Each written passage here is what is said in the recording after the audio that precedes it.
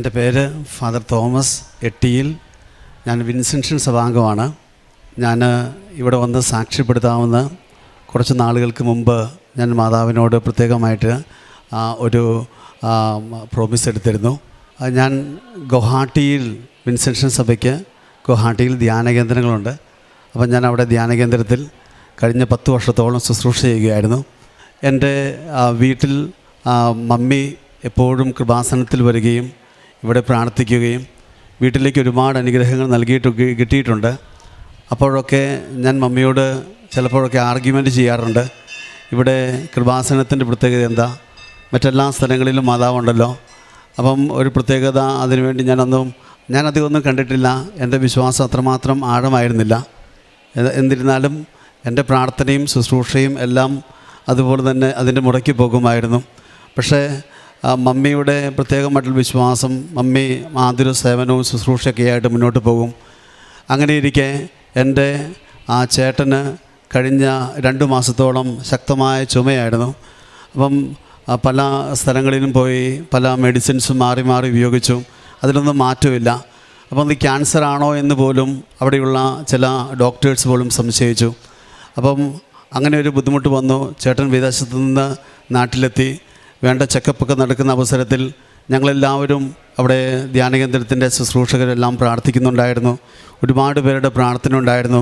കൃപാസന മാതാവിൻ്റെ പ്രത്യേകമാവിധം mummy പ്രത്യേകമാവിധം promise എടുക്കുകയും അങ്ങനെ പ്രാർത്ഥിക്കുകയും ചെയ്യുമായിരുന്നു.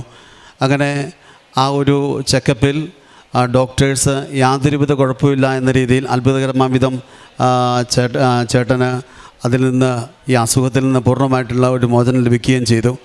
അങ്ങനെ ആ വീട്ടിലുള്ളവർക്കെല്ലാം കൂടുതൽ വിശ്വാസമായി, എനിക്കും അതിലേറെയുള്ള വിശ്വാസമായി. പ്രത്യേകിച്ച് കൃപാസനത്തിലുള്ള ഈ പ്രാർത്ഥനയിലും പ്രത്യേകമായിട്ടുള്ള വിശ്വാസമായി. അങ്ങനെ എൻ്റെ IELTS ഞാൻ ഇംഗ്ലണ്ടിലേക്ക് ഈ നാളുകളിൽ അവിടുന്ന് ട്രാൻസ്ഫറായി ഇംഗ്ലണ്ടിലേക്ക് പോകാനുള്ള ക്രമീകരണങ്ങളൊക്കെ നടത്തുമ്പോൾ IELTS എക്സാം എഴുതേണ്ടതൊരാവശ്യമാണ്. അപ്പം IELTS എക്സാം പൊതുവേ എനിക്ക് സ്കൂളിലും ഡിഗ്രിക്കുമൊക്കെ അത്യാവശ്യം നല്ല മാർക്കുള്ളതുകൊണ്ട് ഞാൻ അത്ര കുഴപ്പമൊന്നുമില്ല എന്ന രീതിയിൽ വളരെ നിസ്സാരമായ രീതിയിൽ പരീക്ഷ എഴുതാമെന്ന് കരുതി. എന്നിരുന്നാലും എൻ്റെ കൂട്ടായ്മയിലുള്ള പലരും എനിക്ക് വേണ്ടി പ്രാർത്ഥിക്കുകയോ ചെയ്യുന്നുണ്ടായിരുന്നു. ആ പരീക്ഷ എറണാകുളത്ത് വെച്ചായിരുന്നു പരീക്ഷ. ആ പരീക്ഷയിൽ ഞാൻ 2 വിഷയത്തിന് തോറ്റു. പരീക്ഷയ്ക്ക് തോറ്റു കഴിഞ്ഞപ്പം മറ്റുള്ളവരോട് പറയാൻ എനിക്കൊരു മടി.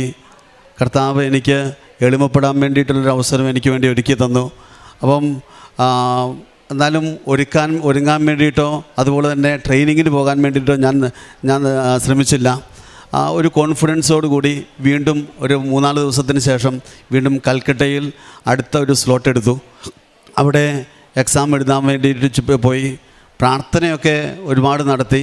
എന്നിരുന്നാലും ആ 2ാമത്തെ എക്സാമിനും തോറ്റു. 2ാമത്തെ എക്സാം തോറ്റു കഴിഞ്ഞപ്പം എനിക്ക് മറ്റാരോടും പറയാൻ വേണ്ടിയിട്ട് വല്ലാത്ത മടി. കാരണം അച്ഛനാണ്. IELTS എക്സാമിന് തോറ്റ കാര്യം മറ്റുള്ളവരോട് എങ്ങനെ പറയും? അപ്പം UK ശുശ്രൂഷയ്ക്ക് പോകുമ്പം അത് ഏറെ ബുദ്ധിമുട്ടാണല്ലോ. എനിക്ക് മനസ്സിൽ വല്ലാത്തൊരു ഭാരമായിരുന്നു. അങ്ങനെ ഇരിക്കെ ഞാൻ ചേട്ടനുമായിട്ട് സംസാരിച്ചു, മമ്മിയായിട്ട് സംസാരിച്ചു. മമ്മിയോട് പറഞ്ഞു ഓൺലൈനായിട്ട് കൃപാസനത്തിൽ ഒരു കൃപാസനത്തിൻ്റെ ഈ ഉടമ്പടിയിൽ ഭാഗമാകുക. അതിനെക്കുറിച്ച് പറഞ്ഞപ്പോൾ ഞാൻ അത് പൂർണ്ണമായിട്ട് വിശ്വസിച്ചു. അങ്ങനെ ഓൺലൈനായിട്ട് ഒരു ഉടമ്പടി എടുത്തു. ഓൺലൈൻ ഉടമ്പടി എടുക്കുന്ന അവസരത്തിൽ അത് തന്നെ എൻ്റെ തീരുമാനങ്ങളെയും എൻ്റെ മനസ്സിനെയൊക്കെ ഒരുപാട് മാറ്റി. പ്രത്യേകിച്ച് എൻ്റെ ആറ്റിറ്റ്യൂഡ്. രാവിലെ എഴുന്നേറ്റ് തീർച്ചയായിട്ടും ഞങ്ങൾക്ക് അച്ഛന്മാർക്കുള്ള പ്രാർത്ഥനകളൊക്കെ ഉണ്ടെങ്കിലും പ്രത്യേകം കൂടുതലായിട്ട് പ്രാർത്ഥിക്കാനും പരിശുദ്ധ അമ്മയോടുള്ള ഭക്തിയിൽ കൂടുതൽ വളരുവാൻ വേണ്ടി അതെന്നെ സഹായിച്ചു. കൂടുതൽ സമയം ബൈബിൾ വായിക്കാൻ വേണ്ടിയിട്ടുള്ള പ്രത്യേക പ്രേരണ എനിക്ക് ലഭിച്ചു. അങ്ങനെ എനിക്ക് തോന്നി കൂടുതൽ കർത്താവിനോട് അടുക്കാൻ വേണ്ടിയിട്ടുള്ള അവസരം കർത്താവ് ഒരുക്കിയെന്ന്. തിരുവചനത്തിൽ നമ്മൾ വായിക്കുന്നുണ്ടല്ലോ. യോഹന്നാന്റെ സുവിശേഷം 15-ാം അധ്യായം 5-ാമത്തെ തിരുവചനം, എന്നെ കൂടാതെ നിനക്ക് ഒന്നും ചെയ്യാൻ സാധിക്കുകയില്ല. അപ്പോൾ ഞാൻ പൂർണ്ണമായിട്ട് വിശ്വസിച്ചു. കർത്താവെ, നിനക്ക് വേണ്ടി ശുശ്രൂഷയ്ക്ക് വേണ്ടിയിട്ടാണ് പോകുന്നത്. ഇത് നീ ആഗ്രഹിക്കുന്നുണ്ടെങ്കിൽ എന്നെ ഈ പരീക്ഷയിൽ നിന്ന് പാസ്സാക്കുക. അതിനേക്കാളേറെയുള്ള മറ്റുള്ളവരോട് പറയാൻ വേണ്ടിയിട്ടൊരു മടി, ഈ പരീക്ഷയെക്കുറിച്ച് പറയാൻ, പരീക്ഷ 3ാമത് പരീക്ഷ എഴുതുകയാണ് എന്നൊക്കെ പറയാൻ വേണ്ടിയിട്ട് വല്ലാത്തൊരു മടിയും ഒരു നാണക്കേടുമായിരുന്നു. അങ്ങനെ ഞാൻ ആ ദിവസം പരീക്ഷയ്ക്ക് വേണ്ടി പോകുമ്പോൾ കൽക്കട്ടയ്ക്ക് വീണ്ടും പോകണം പരീക്ഷയ്ക്ക് വേണ്ടി. ഇനി അടുത്തൊരു പരീക്ഷയ്ക്ക് വേണ്ടി അവിടുത്തെ പോകാൻ സാധിക്കാനുള്ള യാതൊരുവിധ സാധ്യതയില്ല. അഥവാ തോറ്റിട്ടുണ്ടെങ്കിൽ ഇനി കൽക്കട്ടയിൽ കേരളത്തിലേക്ക് ട്രാൻസ്ഫർ വന്നു, ഇവിടേക്ക് വന്നു. ഇവിടെ നിന്നാണ് ഇംഗ്ലണ്ടിന് പോകാൻ വേണ്ടി തീരുമാനിച്ചിരിക്കുന്നത്. ഇനി കൽക്കട്ടയ്ക്ക് പോവുക അത് ബുദ്ധിമുട്ടാണ്. ഇനി വേറൊരു സ്ഥലത്തേക്ക് പോകുക, ഒരുപാട് സാമ്പത്തിക കാര്യങ്ങളും അതിനുണ്ടല്ലോ ഓരോ പരീക്ഷ എഴുതുമ്പോഴും. അപ്പോൾ ഇങ്ങനെ ഏറെ ബുദ്ധിമുട്ടോടുകൂടി ഒത്തിരി ആകുലതയോടു കൂടിയിട്ടാണ് ഞാൻ പരീക്ഷ ഹാളിലേക്ക് പോകുന്നത്. പരീക്ഷാ ഹാളിലേക്ക് പോകുമ്പം ബാക്കി എല്ലാവരും ലാപ്ടോപ്പും കമ്പ്യൂട്ടറും ഒക്കെ എടുത്ത് ആണ് പരീക്ഷയ്ക്ക് വേണ്ടി ഒരുങ്ങിക്കൊണ്ട് വരുന്നു. ഞാൻ ബൈബിൾ മാത്രം എടുത്തു, ബൈബിളും കൊന്തയും മാത്രം. എനിക്ക് പരീക്ഷയ്ക്ക് മുമ്പ് 1.5-2 മണിക്കൂർ സമയം കിട്ടി. ഈ 2 മണിക്കൂർ സമയം ബൈബിൾ വായിക്കാനും കൊന്ത ചൊല്ലി പ്രാർത്ഥിച്ച് ശരിക്കും ഒരുങ്ങാൻ വേണ്ടിയിട്ട് കർത്താവ് പ്രത്യേകമായിട്ടുള്ള പ്രേരണ എനിക്ക് നൽകി. അങ്ങനെ നല്ല ഒരുക്കത്തോടുകൂടി, നല്ല കോൺഫിഡൻസോടുകൂടി ഞാൻ പരീക്ഷയ്ക്ക് പോവുകയാണ്. പരീക്ഷ എഴുതുന്നതിന് മുമ്പ് ഞാൻ എപ്പോഴും ചെയ്യുന്നൊരു കാര്യം, എൻ്റെ എല്ലാ നിയോഗവും ഞാൻ എഴുതി അൾത്താരയിൽ വയ്ക്കുക. ആ നിയോഗങ്ങളൊക്കെ എനിക്ക് എൻ്റെ ജീവിതത്തിൽ കർത്താവ് സാധിച്ചു തന്നിട്ടുമുണ്ട്. ഞാനങ്ങനെ ഈ നിയോഗവും അൾത്താരയിൽ എഴുതി വെച്ചു. പ്രത്യേക നിയോഗത്തോടുകൂടി പരീക്ഷാ ഹാളിലെത്തി. അവിടെ എക്സാമിൻ്റെ സമയത്ത് എനിക്ക് ഇത്രയും ബുദ്ധിമുട്ടായിട്ടുള്ള ഒരു എക്സാം ഞാൻ ജീവിതത്തിൽ എഴുതിയിട്ടില്ല. ഞാൻ തല കുനിച്ചുകൊണ്ടാണ് അവിടെ നിന്ന് പുറത്തോട്ട് ഇറങ്ങുന്നത്. ഞാൻ എന്നോട് തന്നെ ചിന്തിച്ചു, എന്താണ് സംഭവിക്കുന്നത്? പരീക്ഷയ്ക്ക് വേണ്ടി അത് ഒരുങ്ങിയിട്ടില്ല. ടെൻഷനാണെങ്കിൽ 10ാം ക്ലാസ്സിലെ പിള്ളേർ 10ാം ക്ലാസ് പരീക്ഷ എഴുതുന്ന ടെൻഷനോട് കൂടി പരീക്ഷ എഴുതുന്നു.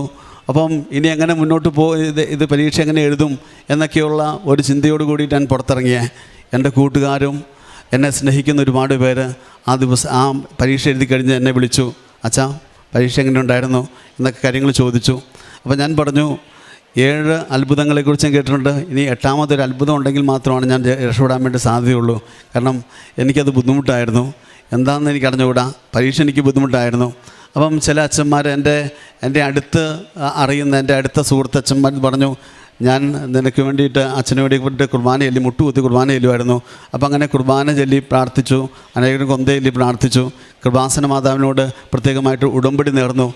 അങ്ങനെ പരീക്ഷാ സമയത്തിൻ്റെ റിസൾട്ട് നെക്സ്റ്റ് ദിവസം തന്നെ അറിയും. കമ്പ്യൂട്ടർ ടെസ്റ്റാണ്. അടുത്ത ദിവസം തന്നെ എക്സാം അറിയും. അന്ന് വൈകുന്നേര സമയത്ത് ഞങ്ങൾക്കൊരു ആരാധന ഉണ്ടായിരുന്നു. ആരാധന സമയത്ത് ഞാൻ അൾത്താരയിലേക്ക് പോകുന്നതിന് മുമ്പ് ഞാൻ വേറൊരു ഓൾട്ടറിൽ എൻ്റെ പാസ്പോർട്ടും അതുപോലെ തന്നെ എൻ്റെ മൊബൈൽ ഫോൺ ചെക്ക് ചെയ്തിട്ട് അന്ന് വൈകിട്ട് വേണം എനിക്ക് റിസൾട്ട് അറിയാൻ. അത് ഞാൻ അൾത്താരയിൽ വെച്ചു. അതിനുശേഷം ഞാൻ ആരാധനയ്ക്ക് പോയി. ആരാധന അവസരത്തിൽ ഇങ്ങനെ എനിക്കൊരു പ്രേരണ കിട്ടി. ഞാൻ കർത്താവിനോട് ഇങ്ങനെ ഒരു പ്രോമിസ് ചെയ്തു, ഞാൻ ഈ എക്സാം പാസ്സാകുവാണെങ്കിൽ തീർച്ചയായിട്ടും കൃപാസനത്തിൽ വന്ന് ഞാൻ സാക്ഷ്യം പറഞ്ഞോളാം എന്ന് ഞാൻ ഒരു പ്രോമിസ് എടുത്തു. അങ്ങനെ 1 മണിക്കൂർ ആരാധനയ്ക്ക് ശേഷം ഞാൻ പള്ളിയിൽ വന്ന് എൻ്റെ മൊബൈൽ ഫോൺ തുറന്ന് അതിൻ്റെ റിസൾട്ടിൻ്റെ ടൈം ചെക്ക് ചെയ്തപ്പം എനിക്ക് നല്ല വിജയത്തോടുകൂടി, നല്ല മാർക്കോടുകൂടി പാസ്സാകാൻ വേണ്ടിയിട്ടുള്ള പ്രത്യേക കൃപ കർത്താവ് എനിക്ക് നൽകി. അതിനേക്കാളേറെ എൻ്റെ വിശ്വാസം വർദ്ധിക്കുവാനും അതുപോലെ കൂടുതൽ കർത്താവിനോട് അടുത്ത് ആയിരിക്കാൻ വേണ്ടി കർത്താവ് എന്നെ അനുഗ്രഹിച്ചു. ഒപ്പം തന്നെ ഞാൻ പ്രത്യേകം അമിതം ഈ കൃപാസന മാതാവിനോട്, ഈശോയോട് പ്രത്യേകമായി കടപ്പെട്ടിരിക്കുന്നു. ഒപ്പം തന്നെ എൻ്റെ മമ്മിയുടെ കൂട്ടുകാരും ഒക്കെ വന്നിട്ടുണ്ട്. അവരൊക്കെ സ്ഥിരമായി ഇവിടെ വന്ന് പ്രാർത്ഥിക്കുകയും ഒരുപാട് അനുഗ്രഹങ്ങൾ കുടുംബത്തിലേക്ക്, എൻ്റെ പ്രിയപ്പെട്ടവർക്ക്, എൻ്റെ സഹോദരങ്ങൾക്ക് ഒക്കെ ഒരുപാട് അനുഗ്രഹങ്ങൾ ലഭിച്ചിട്ടുണ്ട്. അന്നൊന്നും ഞാൻ അത്ര വലിയ കാര്യമാക്കിയിരുന്നില്ല. ഇതൊക്കെ സാധാരണമാണ്. എല്ലാവരും പ്രാർത്ഥിക്കുന്നുണ്ട്, ഞാനും പ്രാർത്ഥിക്കുന്നുണ്ട്. എല്ലാ സ്ഥലങ്ങളിലും ഉണ്ട്. മാതാവെല്ലാം ഒന്ന് തന്നെയാണ്. അതിന് പ്രത്യേകിച്ചൊന്നും ഒരു പ്രത്യേകതയൊന്നുമില്ല എന്ന് കരുതിയിരുന്ന ഒരു സമയമുണ്ടായിരുന്നു. എന്നാൽ എല്ലാം കർത്താവ് തിരുത്തി എഴുതി. ഞാൻ പ്രത്യേകം അമിതം കൃപാസന മാതാവിന് നന്ദി പറയുന്നു, ഈശോയ്ക്ക് നന്ദി പറയുന്നു. ദൈവത്തിന് സ്തുതി. അതോടൊപ്പം തന്നെ ഈ ഉടമ്പടി പ്രകാരം ചില ഉടമ്പടിയുടെ 6 കാര്യങ്ങൾ ചെയ്തു ചെയ്യുവാനുള്ള 6 കാര്യങ്ങൾ ഞാൻ എൻ്റെ മനസ്സിൽ വെച്ചു. അങ്ങനെ 6 കാര്യങ്ങളും അതിനു വേണ്ടിയിട്ട് അത് നിവർത്തീകരിക്കാൻ വേണ്ടി ഞാൻ പരിശ്രമിച്ചിരുന്നു. അപ്പം പ്രത്യേകിച്ച് മറ്റുള്ളവർക്ക് ചാരിറ്റി ചെയ്യുക, ശുശ്രൂഷ ചെയ്യുക, അങ്ങനെയുള്ള കാര്യത്തിന് വേണ്ടി പ്രത്യേകം വിധം ഞാൻ ഓർത്തു. അങ്ങനെ ഞാൻ എല്ലാ ആഴ്ചയിലും ഏറ്റവും കുറഞ്ഞ പക്ഷം കുറച്ച് പേർക്കെങ്കിലും എന്തെങ്കിലുമൊക്കെ സഹായം ചെയ്യാൻ ആവുന്ന രീതിയിലുള്ള എൻ്റെ ലിമിറ്റ് വെച്ചുള്ള രീതിയിലുള്ള സഹായങ്ങൾ ചെയ്യുവാൻ വേണ്ടിയിട്ട് പരിശ്രമിച്ചിരുന്നു. അതിനും മാതാവിൻ്റെ പ്രത്യേക പ്രേരണയ്ക്കും പ്രചോദനത്തിനും പ്രത്യേകം അമിതം ഞാൻ നന്ദി അറിയിക്കുന്നു. അപ്പസ്തോലന്മാരുടെ പ്രവർത്തനങ്ങൾ 9-ാം അധ്യായം 15-ാം തിരുവചനം. കർത്താവ് അവനോട് പറഞ്ഞു, നീ പോവുക, വിജാതിയരുടെയും രാജാക്കന്മാരുടെയും ഇസ്രായേൽ മക്കളുടെയും മുൻപിൽ എൻ്റെ നാമം വഹിക്കാൻ തിരഞ്ഞെടുക്കപ്പെട്ട പാത്രമാണവൻ.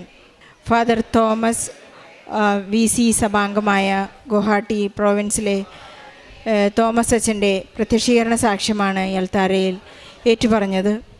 ഒരു ധ്യാന കേന്ദ്രത്തിൻ്റെ ഡയറക്ടർ കൂടിയായ അച്ഛനെ എന്തു തന്നെ ചോദിച്ചാലും ഈശോ മറ്റുള്ളവർക്ക് വേണ്ടി പ്രാർത്ഥിച്ച് മറ്റുള്ളവർക്ക് ഒരുപാട് അനുഗ്രഹം പ്രാപിച്ചു കൊടുക്കുന്ന ഒരച്ഛനാണ്.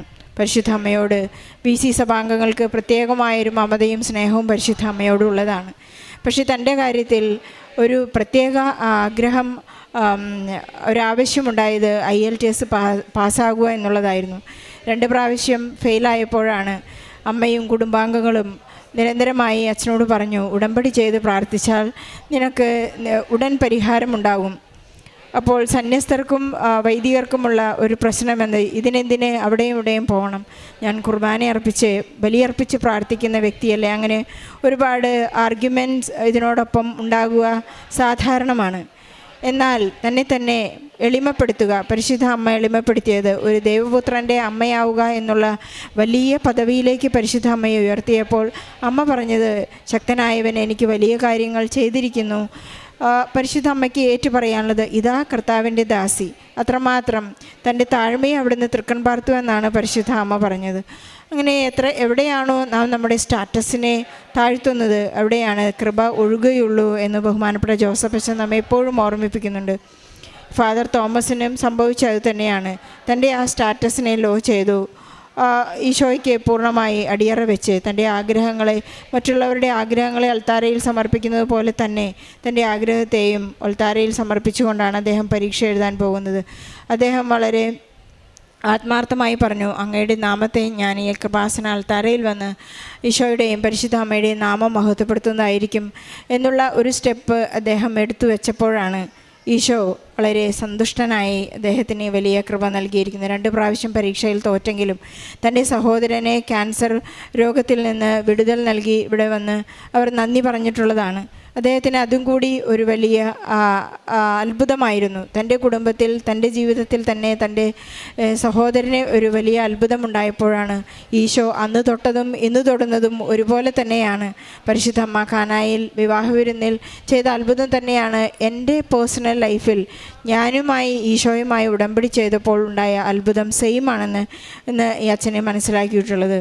നമ്മൾ എത്ര തന്നെ തോറ്റുപോയാലും അദ്ദേഹം പറഞ്ഞതുപോലെ 8ാമത്തെ മഹാത്ഭുതം എന്നിലൂടെ സംഭവിക്കുമെന്നല്ല ആരെല്ലാം കളിയാക്കിയാലും അതൊരു വലിയ നമ്മുടെ ഓരോരുത്തരുടെ ഒരു ചെറിയ തലവേദന പോലും മാറുന്നത് ഈശോ എനിക്ക് വേണ്ടി ചെയ്യുന്ന വലിയ അത്ഭുതങ്ങളാണ്. അത്ഭുതങ്ങളൊന്നും തന്നെ ചെറുതും വലുതുമല്ല. അച്ഛനും കുടുംബത്തിനും ലഭിച്ച എല്ലാ അനുഗ്രഹങ്ങൾക്കും നന്ദി പറഞ്ഞുകൊണ്ട് കൂടുതൽ മേഖലകളിലേക്ക് ഈശോയെ എത്തിക്കുവാനും പരിശുദ്ധ അമ്മയുടെ സാമീപ്യം അറിയിക്കാനുള്ള കൃപ ലഭിക്കട്ടെ എന്ന് പ്രാർത്ഥിച്ചുകൊണ്ട് എല്ലാ സന്യസ്തർക്കും വൈദികർക്കും വേണ്ടി പ്രാർത്ഥിച്ച് ഈ സാക്ഷ്യം ഈശോയ്ക്കും പരിശുദ്ധ അമ്മയ്ക്കും നല്ലൊരു കൈയടി നൽകി സമർപ്പിക്കാം. അത്യപൂർവ ദൈവാനുഭവങ്ങൾ ഇനി നിങ്ങൾക്കും സ്വന്തം. ഈ യൂട്യൂബ് ചാനൽ ഇതുവരെ സബ്സ്ക്രൈബ് ചെയ്തിട്ടില്ലെങ്കിൽ ഇപ്പോൾ തന്നെ സബ്സ്ക്രൈബ് ചെയ്യുക. ഈ വീഡിയോ ഇപ്പോൾ തന്നെ നിങ്ങളുടെ സുഹൃത്തുക്കൾക്ക് ഷെയർ ചെയ്തുകൊണ്ട് കർത്താവിൻ്റെ പ്രേക്ഷിതരാകുക.